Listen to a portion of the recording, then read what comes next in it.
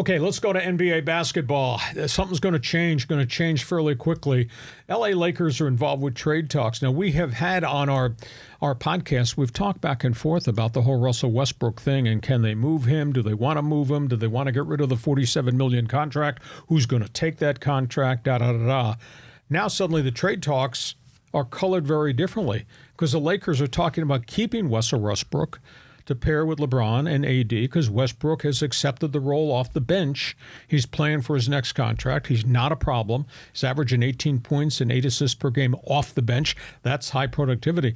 What the Lakers now are trying to do is come up with the idea, should we trade our two number ones in the future and then maybe throw in Patrick Beverley or throw in Kendrick Nunn and see if we can get an established star player.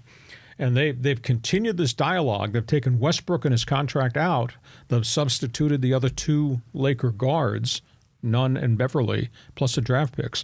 And they've gone back to talk to Indiana about Buddy Hield and Miles Turner. But they're also talking to Detroit about the three-point shooting specialist, Bogdan Bogdanovic. He's averaging 21 points per game, $19 million a year salary. There's some talk that it might be a 4-for-1 trade with Detroit to get Bog here to become the extra big shooting forward. And they're also having dialogue with, just a number of other teams along the way. There's a huge argument. Should we just keep the picks and the contract that Westbrook's got, knowing we get to the end of the season, we'll have $47 million cap space to use. But the problem, and they will have retained their number ones.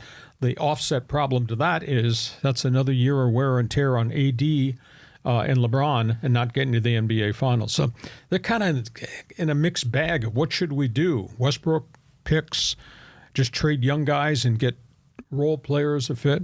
Interesting, but there's going to be a deal. It's coming. Yeah. Did you watch the Lakers-Celtics game a couple nights ago?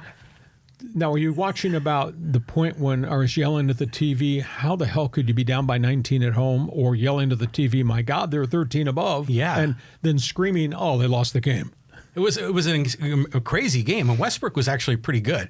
But the part that caught my attention was halftime, with Ernie Johnson and the whole TNT studio crew. And Barkley came out and he says, the Lakers are terrible. We see them on TV all the time, and they're like a 12 seed, and the 12 seed in the East are the Washington Wizards. No one ever talks about them. And he's right. I mean, the Lakers are terrible. And so the fact that they're trying to make a move makes sense. But really, we saw that what they're capable of in that game against the Celtics. They all came up and stepped up, but even then they fell short.